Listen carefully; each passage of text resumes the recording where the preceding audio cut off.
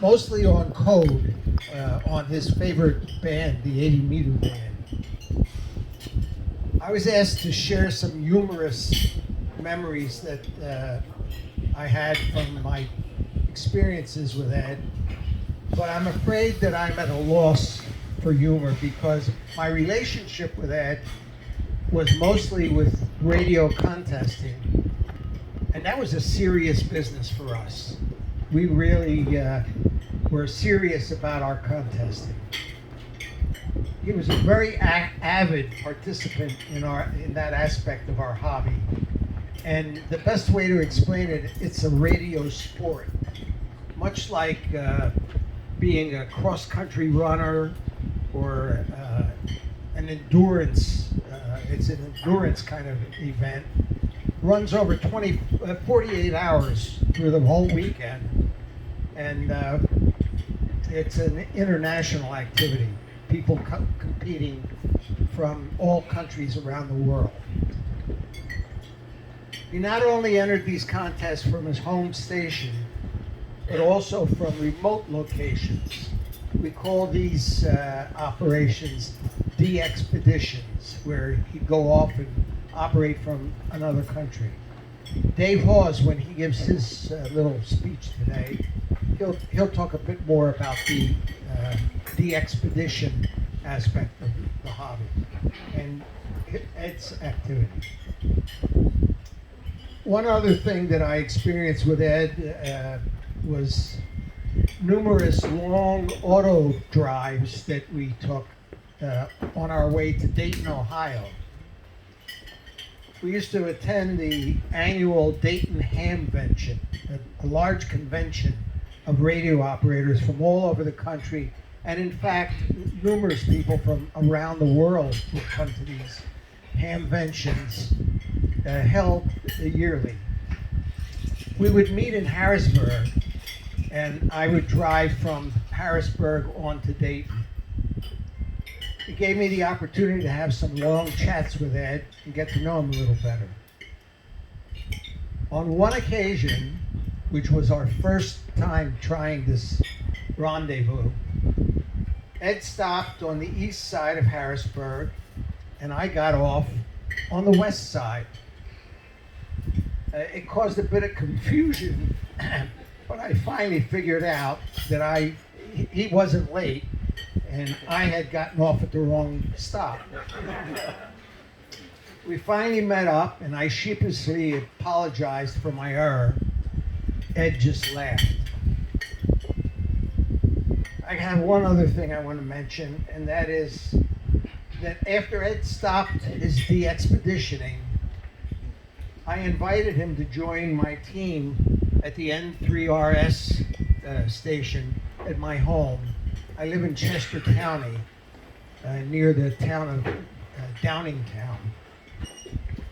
And I invited him for all of the major contests to join a team of operators from the Frankfurt Radio Club. Ed happily accepted, and thus began a many-year successful operation in which Ed was a member of the team that won six first-place competitions in the U.S. Unfortunately, health issues caused him to leave the team for a while, but he did return and made significant contributions thereafter. We usually had 4 or 5 stations manned 24/7 for the 2 days of the weekend of each of these contests. Ed would drive down from his location in Clark Summit, operate the entire weekend, and then drive home, sometimes in rather inclement weather. More recently, Ed decided he wanted to do his contesting from home. So he enlisted Dave and I to begin the process of getting him back on the airwaves. Dave will give a few more details regarding this activity. Ed was dedicated to his team, the club, and to the radio sport.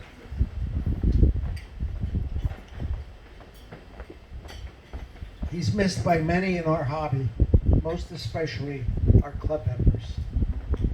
Now, Dave.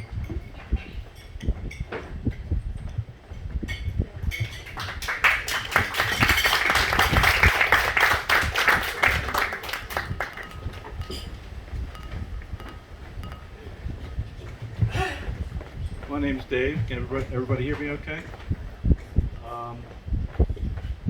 I'd just like to say a few words, a few more details about what Sig mentioned, and that is the aspect of what was really quite a part of Ed's life for many years, and that's what they call a de-expedition, where during one of these radio sport competitions, you go to a rare spot because it's good to be rare. Everybody wants to contact you when you're rare. So back in the late 70s, 1978, Ed was an active member of the Frankfurt Radio Club, but we also had another member of the radio club who was an owner of an airline that was operating out of North Philadelphia Airport. And this member had access to a Cessna Citation commercial, executive jet. So Ed, of course, being the kind of moving and shaking kind of a guy that he was, convinced Dawson that he should volunteer the use of this commercial jet and fly us to a little island in the Caribbean called San Andres Island. So in 1978, Ed and I and three other ham radio operators from the Frankfurt Radio Club, we got together, and Ed was he was the manager of that effort. He was the coordinator.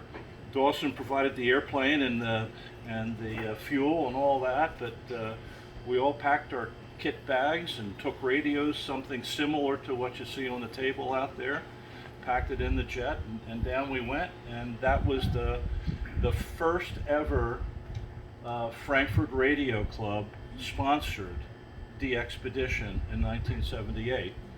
And I got to tell you, Ed was like, he was sky high. He was just so happy and elated to be involved with that. And he got the bug. He just was so happy doing that kind of thing that starting in 1979, for the next 20 years, Ed would go to some place in the Caribbean for one of these radio sport competitions. And his most favorite place, as it turns out at the end, was one of the Netherlands Antilles. You may have heard of Aruba and Curacao. Well, the other one is Bonaire. It's the ABC Islands, so this was the B Island. And in the period between 1979 and 1999, which was the last time he did it, he went out every year, but 15 of those years he went to Bonaire and participated in a big operation down there. And of those 15 years, they kept resetting the records. They would be number one in the world this year, and well, the competition would step up just like any other competition does. So they had to do better the next year. So bigger antennas and what have you, but Ed was up to it. He was always in there planning and motivating and cajoling and making sure that the de-expeditions would go as well as they could. As Sig mentioned, that ended 1999. He came back and he operated with Sig and I at Sig Station for a couple of years, and then he wanted to get on from home, needed some help, so we put up new antennas for him and helped him pick new radio gear. And I got to tell you, he was just as happy operating his stuff from home as I've ever seen him. He was just like a kid in a candy shop. He just loved operating on his ham radio. He'll be remembered for like that, by all the guys in the radio club as being a really good organizer and just a good guy. and we're going to miss him. Thank you.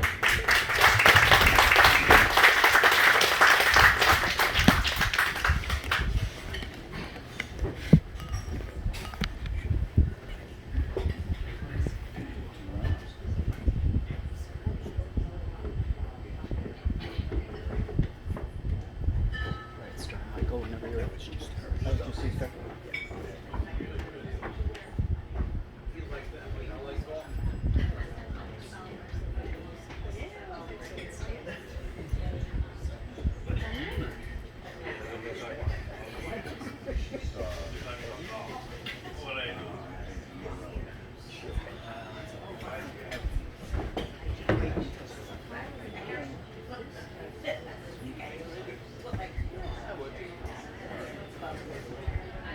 Plenty of bread.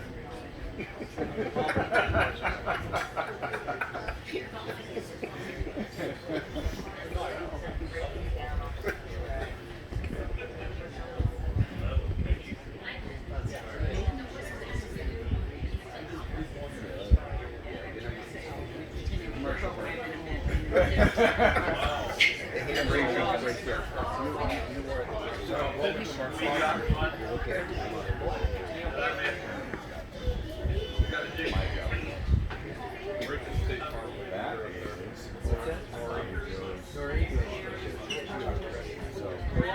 Mike.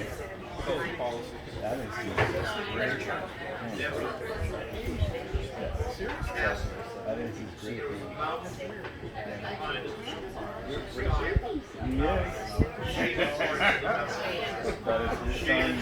Robbie's daughters.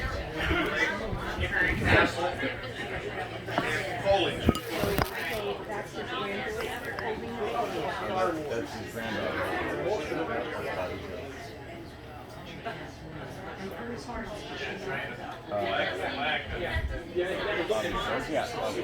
Robbie and Just waiting for Diane.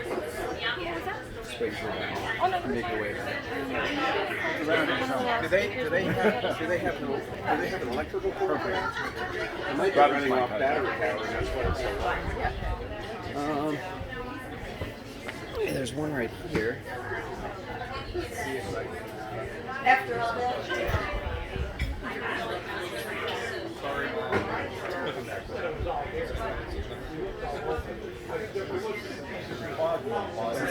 You guys really made